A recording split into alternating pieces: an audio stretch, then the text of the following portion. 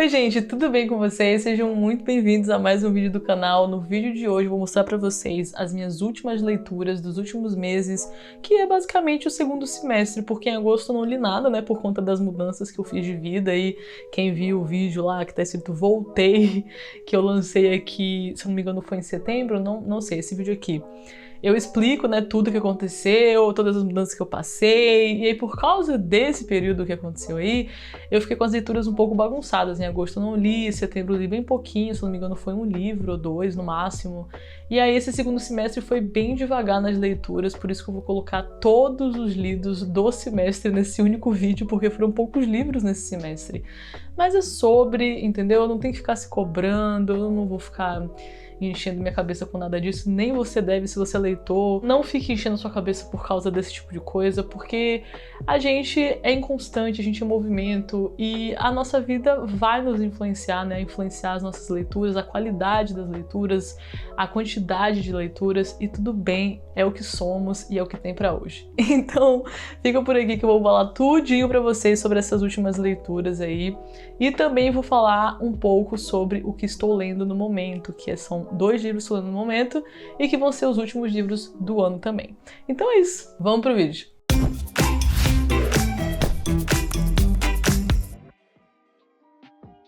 Bem, o primeiro livro, eu fiquei lendo ele por um tempo, eu acho que eu comecei em agosto, mas só fui terminar em setembro. Foi esse aqui da Raquel Queiroz, o 15, um livro fininho, poucas páginas, diagramação muito boa. Olha que diagramação boa. A diagramação dele é ótima, porque olha, ele tem vários espaços assim, é bem bom, a letra é grande. É aquela diagramação gostosa que faz o livro passar super rápido, que flui, né, a leitura, mesmo que a escrita do autor não seja lá muito fluida, mas a diagramação faz com que flua bastante a leitura e ele é bem fininho. Cara, o que eu achei desse livro? Vamos lá. Eu achei um livro bem seco.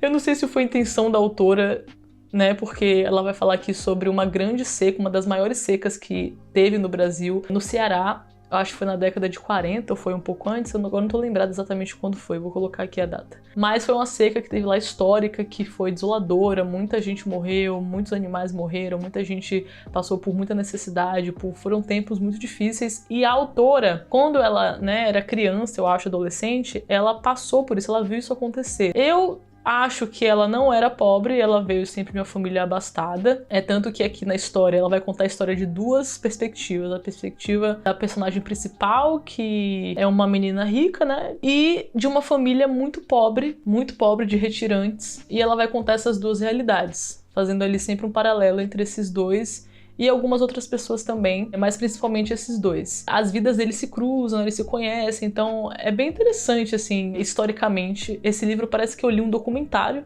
A real é essa, que parece que eu tava lendo um documentário. Por isso que eu não sei se foi proposital que a escrita fosse bem seca, mas eu acho que foi, porque a escrita é bem crua, no sentido de não ter nenhum floreio, de não ter nada muito assim, sabe, frufru, é bem direto ao ponto. Não é sem graça, mas é seca, sabe? E é uma leitura também documental, bastante histórica. Eu acho que ela queria mais registrar isso, né? O que aconteceu em um formato de romance. E assim, é o que eu tenho pra dizer desse livro. É um livro difícil de ler porque é muito triste.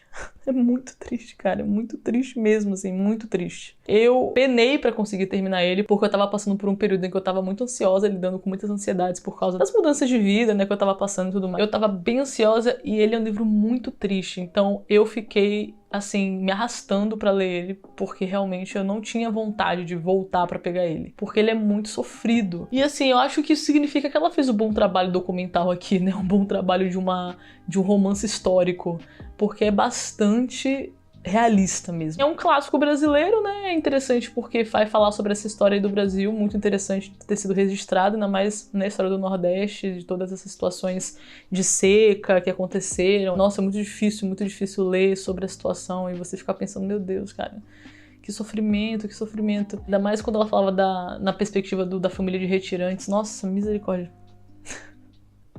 Misericórdia, sabe? A vontade é tipo de você pedir misericórdia. Que situação, cara. Mas enfim, foi bom porque ele era bem fininho, a diagramação era muito boa, então foi de boa ler por causa disso, apesar dos apesares. Mas foi tranquilo de ler, né? Por conta disso, eu achei a escrita dela também fluida, tranquila de ler, de boa. Mas não foi um livro que me causou nada muito assim, marcante no sentido de ser um livro que eu vou ficar na memória, que eu vou ficar pensando. Sei lá, cara, por isso que é meio seco, sabe? É meio...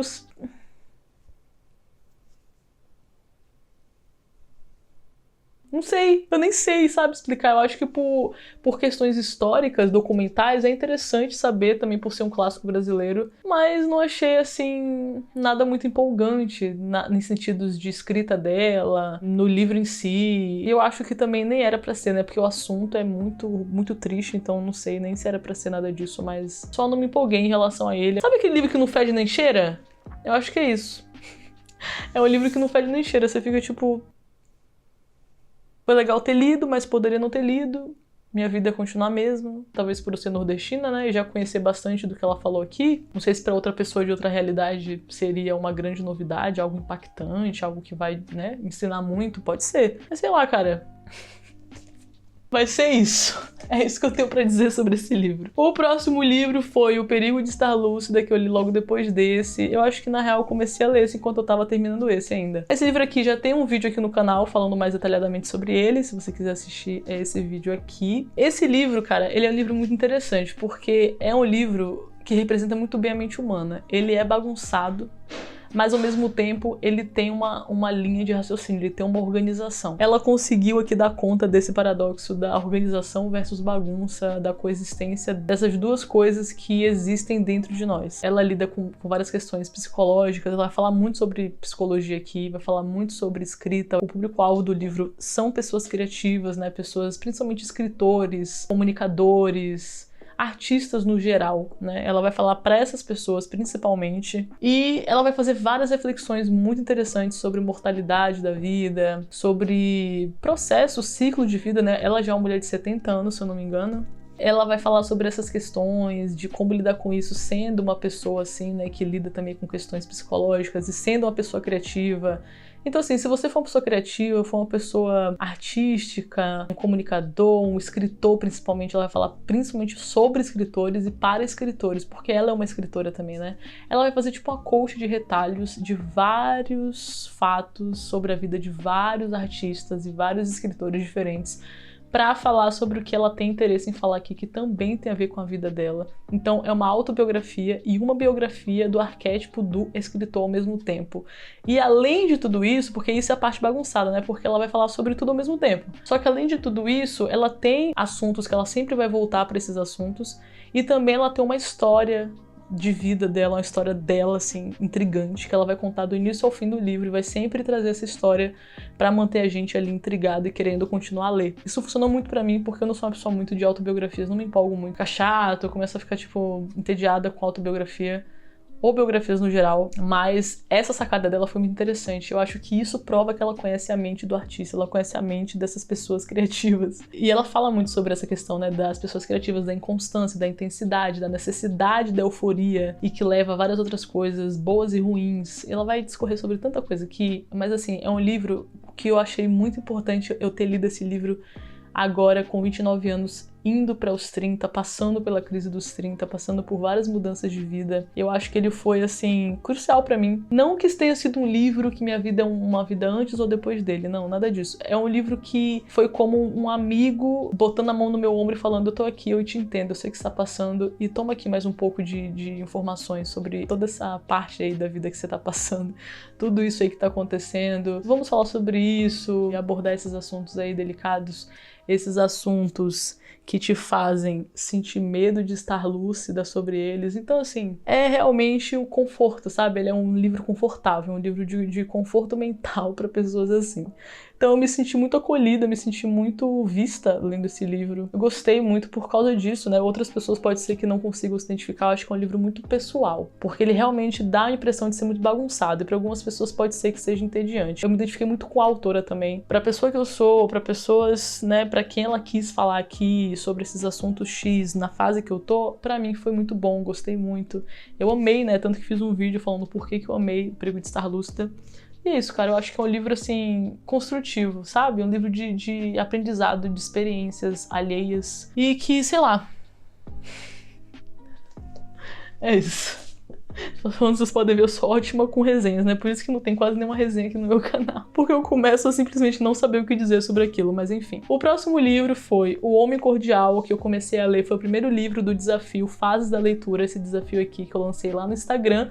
Se você não me segue no Instagram, segue lá, @riselivros, que eu lanço o desafio da leitura todo ano, e é de graça, qualquer pessoa pode participar. E aí esse aqui foi o primeiro livro do desafio da leitura que eu li, O Homem Cordial, do Sérgio Buarque. Eu escolhi esse livro porque ele é bem fininho, ele tem 99 páginas e para os primeiros livros eu aconselhei a galera a escolher livros de até 100 páginas ou no máximo 150 páginas. E aí eu peguei esse aqui de até 100 páginas para ler e assim, eu só peguei ele por causa disso, né? Não tinha muito interesse em ler ele agora, não vou mentir. Mas é porque era um dos únicos livros de até 100 páginas que eu tinha que eu falei, vou pegar esse aí, que é o de menos páginas que eu tenho. Porque o objetivo é terminar logo o livro com o desafio pra te dar um gás pra ir lendo outros. Então, assim, não foi nenhuma escolha muito intencional, foi mais intencional nesse sentido. Eu tenho Raízes do Brasil aqui, do Sérgio Buarque de Holanda, que eu quero ler. É um livro de não ficção. Esse aqui é um conjunto de ensaios. Esse ensaio, O Homem Cordial, inclusive, está dentro do livro As Raízes do Brasil dele, mas eu queria também uma introdução a ele, então eu aproveitei para pegar esse aqui para poder conhecer a escrita dele, e assim, achei muito difícil, tá? Difícil! Mas, como qualquer outro livro que você vai se acostumar com a linguagem, com o tempo, você vai lendo ali, ó, se você for insistindo, e aqui eu já deixo até uma dica aí para você que se sente intimidado por certos autores, fica com medo, tem até vontade de ler certas pessoas, certos autores, mas fica com medo de não entender, ou já pegou para ler e não entendeu ali as primeiras páginas, ficou desesperado, frustrado e desistiu. Cara, saiba que todo livro no início vai ser estranho, vai ser difícil a linguagem, vai ser difícil se acostumar. Por quê? Porque a gente tá entrando em contato pela primeira vez com uma linguagem nova, com um autor novo, com uma pessoa nova, com um mundo novo, né?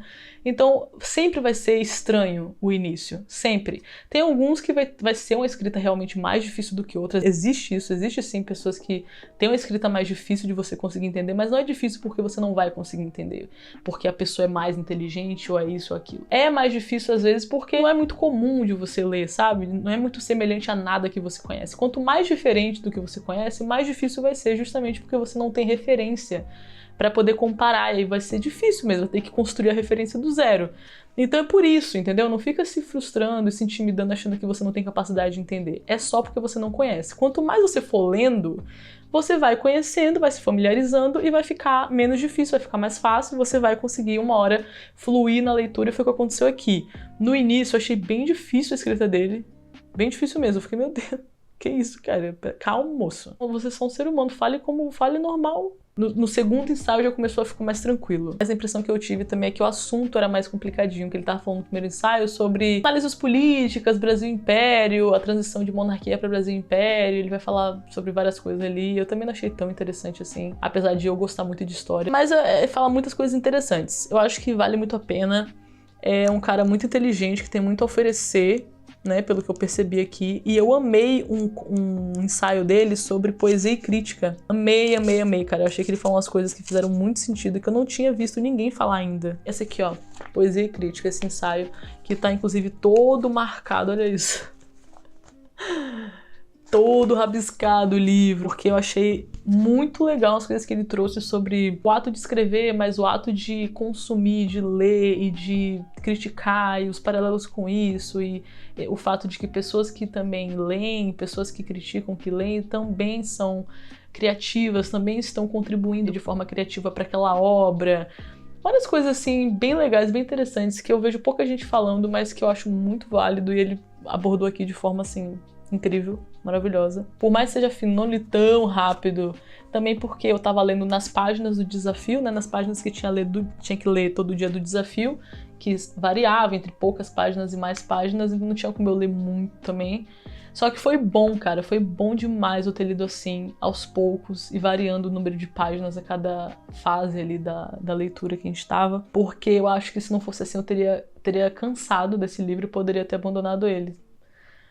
Não acho que eu teria abandonado na real porque ele é muito fino, mas eu acho que eu ia ter me arrastado muito mais. Alguns assuntos de alguns ensaios aqui foi bem denso. Mas enfim, deu certo. consegui. E aí o próximo livro logo depois desse que eu li foi Uma Canção de Natal, do Charles Dickens.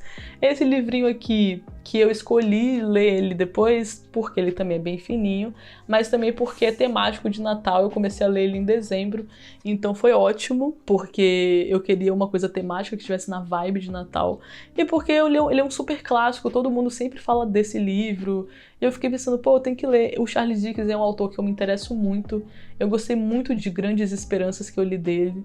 É um calhamacinho muito confortável, muito gostoso de ler. Tem o livro dele, David Copperfield, que eu quero muito ler também, que todo mundo fala, muita gente fala que é o livro favorito da vida, aquela coisa toda, mas é um calhamaço de, eu acho que mais de 1000 páginas, né?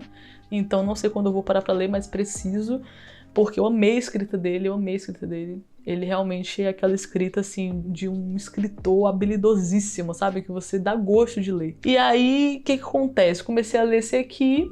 Ele é bem fininho, a escrita fluiu bastante, é uma história bem fofinha, bem gostosinha e bem infantil. É uma vibe bem infantil, de um conto de Natal para um pai, uma mãe pegar o filho assim e ler ali durante aquela semana antes do Natal. É um livro super livre, mas eu acho que ele, além de ser livre, é um livro mais para crianças mesmo. Eu acho que, claro, que um adulto, óbvio, vai conseguir apreciar, eu consegui apreciar, eu achei muito gostoso, eu dei risadinhas, até lacrimejei, sabe, em alguns momentos. Ele é emocionante, porque a escrita do Charles Dickens é muito incrível.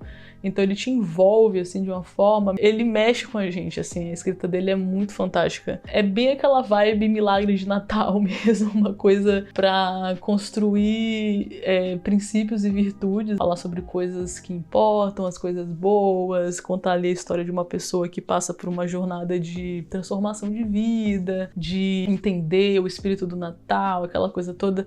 Então é bem infanto-juvenil, mas é bem fofinho, gostosinho e bem escrito. Então vale a pena pro momento ali do Natal, né? Que eu queria ler mesmo pra estar nesse clima natalino em dezembro. Então super funcionou, mas assim, também nada demais. Não é aquela coisa pra você ficar assim super empolgado e você, meu Deus, que coisa, nossa, marcante, impactante. Não é, é de boa, tranquilo. Nada demais, mas é bom. É bom, vale a pena. E aí, esses foram os livros, né, que li aí de setembro a dezembro, os que eu já li, e agora eu vou mostrar os livros que estou lendo atualmente. Então, depois de Uma Canção de Natal, eu peguei esse aqui pra ler, Gente Pobre, do Dostoiévski. É o segundo livro do Dostoiévski que eu tô lendo esse ano, e olha que engraçado, eu comecei o ano com o livro do Dostoiévski, Memórias do Subsolo, e vou praticamente terminar o ano com o livro do Dostoiévski também. Um autor que eu descobri ano passado e se tornou um autor favorito depois que eu li Crime e Castigo.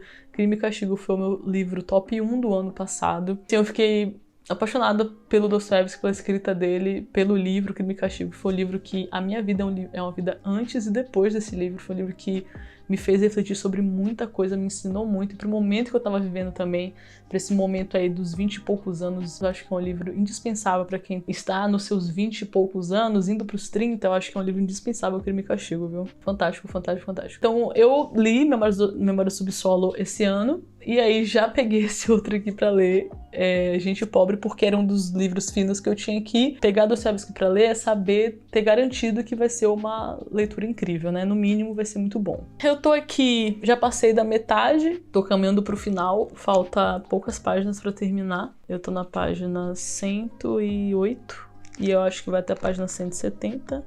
170, então faltam aí umas 60 páginas pra terminar. Assim, ainda não me pegou esse livro aqui, não vou mentir pra vocês não. Ainda não me pegou. Assim, agora, nessas últimas páginas, 100 ali e poucos, 90 e poucos, já teve algumas partes bem interessantes que eu li assim e falei, tô vendo você, viu, certo? Tô vendo o que você tá fazendo. Tô vendo o que você tá fazendo. Assim, interessantinhos, entendeu? Algumas partes interessantinhas. Mas também nada demais. Esse foi o primeiro romance dele, né? Depois desse aqui, ele lançou vários. Inclusive, os melhores foram os últimos que ele lançou. Os 5 últimos, ali entre 1840 e 1860. Inclusive, Crime e Castigo é de 1860. E alguma coisa. Então, assim, esse foi o primeiro romance que ele lançou. Tem muita coisa ainda que ele vai lançar, até lançar os últimos lá, o que são os grandiosos. Mas... por enquanto tô gostando. A escrita dele é muito gostosa de ler, é boa. É sempre uma leitura muito boa. Mas por enquanto, admito que não me pegou muito. Então eu tô lendo aqui, mas assim, não tô muito empolgada nem muito interessada não. Tô indo ali porque, né, é aquela situação igual do José Saramago. Mesmo que eu não esteja muito empolgada no início e fique ali por um bom tempo não muito empolgada, eu sei que vai valer a pena no final, entendeu? Porque é o Dostoiévski, é uma escrita boa e vai valer a pena. Independente se eu amar ou não, vai valer a pena, é uma leitura que sempre vale a pena. Então eu tô aqui pacientemente, esperando pra ver, né, se vai ter algum momento que eu vou ficar muito empolgada, que eu vou, sei lá, clicar nele, que eu vou achar ele muito maravilhoso, que vai acontecer alguma coisa, mas por enquanto tá bem ali, devagar, construindo. É um romance epistolar, então é um romance igual, inclusive igual o outro que eu tô lendo atualmente, que é esse aqui, As Relações Perigosas. É um romance epistolar também, é um romance escrito em forma de troca de cartas. Esse aqui também, assim, é um romance escrito em forma de troca de cartas entre os personagens principais. Então, eu sinto que esse início aqui, até agora onde eu tô lendo aqui esse livro, tá sendo bem ali apenas eles trocando cartas, conversando algumas coisas, mas tá caminhando pra algo, entendeu? Ele tá construindo, tá construindo, tá construindo. E eu gosto muito disso, eu admiro muito isso. Eu acho que isso é uma boa escrita, sabe? É uma escrita que tem construção, que dá o tempo de construir algo. Mas vamos ver se o final vai valer a pena, se vai ter um clímax, se vai ter alguma coisa que vai fazer essa construção toda ter valido a pena nessa espera. Enfim, vamos ver. Vamos ver no que vai dar, mas por enquanto não tô lá muito empolgada não. E aí, por último, esse aqui, meus amigos, As Relações Perigosas, do Cordé de Lecoin. É um livro que eu tava muito afim de ler já tem um tempo. Eu achei essa capa super interessante. É um livro do final do século XVIII, um livro que foi lançado ali antes da Revolução Francesa e que, se eu não me engano, foi um dos livros que fizeram o caldo borbulhar, o caldo que já tava entornando. Aí que borbulhou mesmo foi esse livro aqui, porque ele foi muito polêmico, ele incitou as pessoas, porque é um livro escandaloso, sabe? Ele vai falar sobre coisas escandalosíssimas. E vai falar basicamente sobre esse abuso de poder que acontecia muito ali nessas relações perigosas dentro da nobreza, entre homens e mulheres, esses jogos de manipulação, das relações indecentes, né? Porque naquela época que a galera era extremamente aquele pudor absurdo, aquela religião extremamente ali, né, opressora principalmente com as mulheres, né, naquele moralismo religioso absurdo que exigia um perfeccionismo na conduta e na reputação das pessoas, a um ponto em que a vida toda das pessoas se resumia a isso, a ter uma boa reputação, principalmente entre as pessoas ricas, né, abastadas, monarquia e nobreza, que não tinham mais nada para fazer, eles já tinham tudo que eles precisavam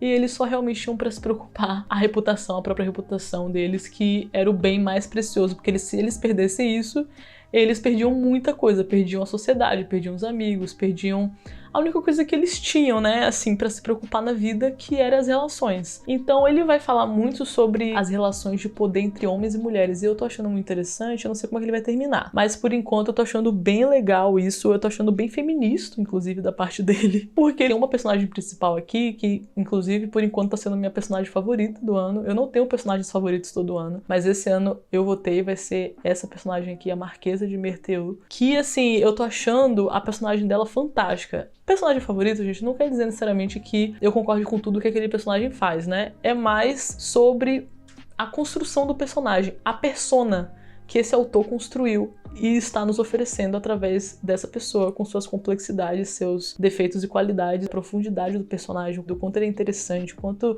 faz sentido tudo que ele faz. Assim, é nesse sentido, né? Porque assim, eu sou formada em rádio e TV, né? Não sei se vocês sabem. Eu estudei roteiro na faculdade, todo semestre a gente tinha lá um PI, e eu gosto muito de analisar isso, eu gosto muito dessa questão de construção de personagens. A atuação no cinema é minha parte favorita. Eu amo atuação, e eu só assisto um filme se eu gostar dos atores. Eu assisto o filme pelos atores. Então, se eu sei que aquele filme tem um ator X que eu gosto, eu vou assistir o filme. É que nem com meus autores favoritos aqui. Se aquele livro é do meu autor favorito, eu vou ler. Tem gente que tem isso com diretor de filme, né? Eu tenho alguns diretores que eu sou assim. O Christopher Nolan mesmo é um diretor que eu vou querer assistir tudo que ele fez. É um dos, né, diretores. Mas em relação a ator, pra mim, em filme, eu sou mais assim em relação a atores e atrizes.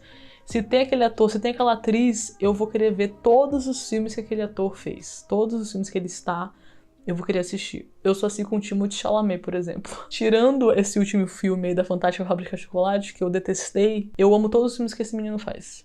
Eu amo. Então, assim, em relação a personagens favoritos, é difícil eu ter personagens favoritos em livros, mas essa personagem aqui é fantástica. Meu Deus do céu. A complexidade, as camadas, tudo que essa personagem carrega de importância, não só como um fim em si mesma, mas sobre tudo que o autor tá tentando falar aqui nessa história, né? Sobre as coisas que ele tá abordando aqui nessa história. E uma dessas coisas que essa personagem carrega é justamente essa questão da mulher nessa época. O que era ser uma mulher nessa época? Eu tô falando até demais, né? Eu vou deixar pra falar mais no vídeo que eu vou fazer de resenha só desse livro aqui, porque amei ou porque favoritei ele. Não sei ainda se eu vou favoritar, porque eu não terminei, mas estou muito inclinada a achar que ele vai entrar pro meu top 10 favoritos do ano. E é bem capaz que ele se torne um favorito, sim. Um livro que eu vou querer até reler, porque é tanta coisa que acontece aqui. É um romance epistolar, então é uma troca de cartas, né? As personagens aqui principais são os 4 personagens, ou são 6, que trocam cartas entre si. Eu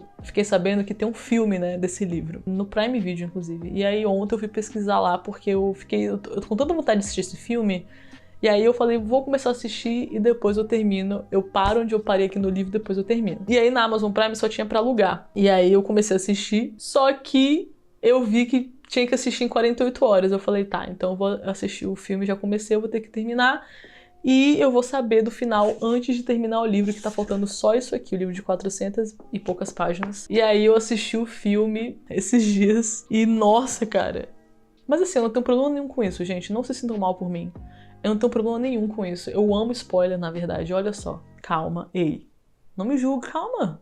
Não me julga assim tão rápido, cara. Pera aí, deixa eu te explicar. É que eu acho que, além do fato de eu ser formado em rádio e TV, estudei muito essa coisa de cinema, roteiro, produção audiovisual, eu não me importo de saber o final. Eu gosto de ver como é feito no durante. Eu gosto de ver a produção, eu gosto de ver todas essas outras coisas, a atuação. Então eu não me importo de saber o final de um filme, de que alguém me conte o que aconteceu.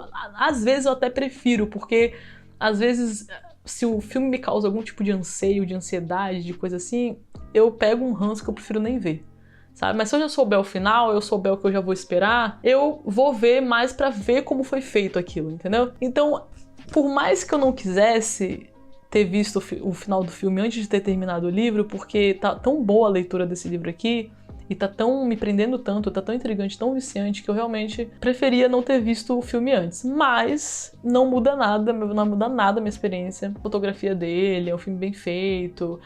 Eu acho que pra quem não leu o livro, não vai ser um filme muito bom, porque eu achei que as coisas pode ser que estejam acontecendo muito rápido no filme. Talvez eu tenha essa impressão também porque eu tô lendo o livro, e no livro as coisas acontecem mais devagar. Mas a impressão que eu tive é que eles fizeram um filme pra quem já leu o livro. Eu tava até um pouco impaciente vendo o filme, pensando que eles poderiam se demorar algumas coisas, mas eles foram direto ao ponto em relação a tudo. Foi muito bom pra mim, que já tinha lido, ter visto o filme sendo feito desse jeito, direto ao ponto, sem muita enrolação. Porque eu ia ficar impaciente por eu já saber, né, o que aconteceu. Então, pareceu pra mim ter sido um filme que foi feito pra quem já leu o livro. Eu vi o final, sei o que acontece, e eu fiquei assim, gente, o que é isso? Que drama! Calma, gente, oxi! Que agonia!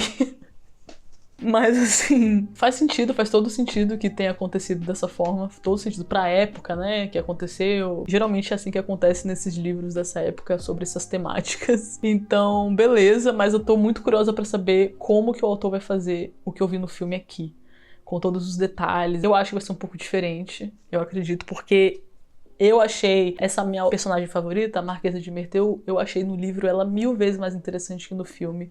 Não achei que o filme fez jus, porque também é um filme dos anos 80.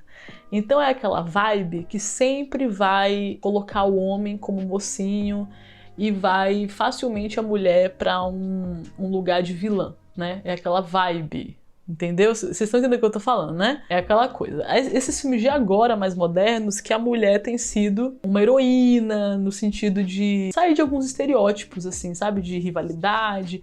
Nesse filme, eu percebi que eles reforçaram rivalidade feminina, essas coisas assim, sabe? Estereótipos machistas sobre as mulheres, porque é o que todo mundo nessa época eu gostava de ver, estava acostumado a ver, que é mulheres nesses lugares de rivalidade, de uma mulher cruel, mas ao mesmo tempo no filme também ela falou algumas frases bem interessantes que ele fala aqui sobre essas questões de poder, né, e como que a mulher está em desvantagem nessas relações de poder patriarcais.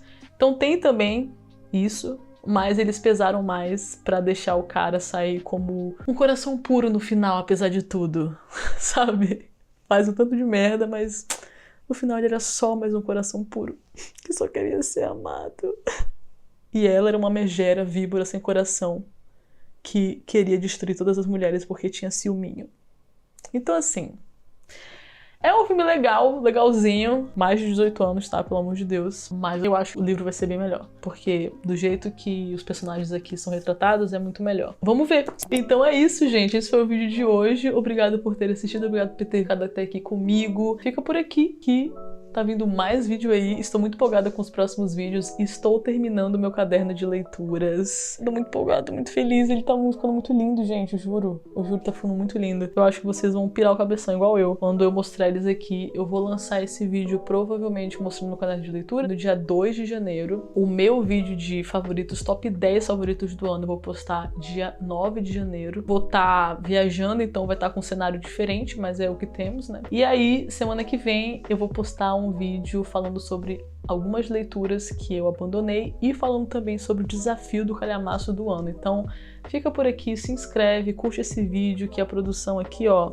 tá a todo vapor, tá vindo muito vídeo massa por aí. E em janeiro vão ser os vídeos mais esperados de retrospectiva, que eu tô muito empolgada pra gravar logo. Eu amo fazer isso, amo levantar estatísticas e ver sobre todos os vídeos que eu li, fazer todas essas produções, esses vídeos, planejamentos. Então, tô muito feliz, espero que vocês gostem desses vídeos tanto quanto eu gosto de gravar e produzir. Então é isso, pessoal, o que eu tenho pra dizer pra hoje.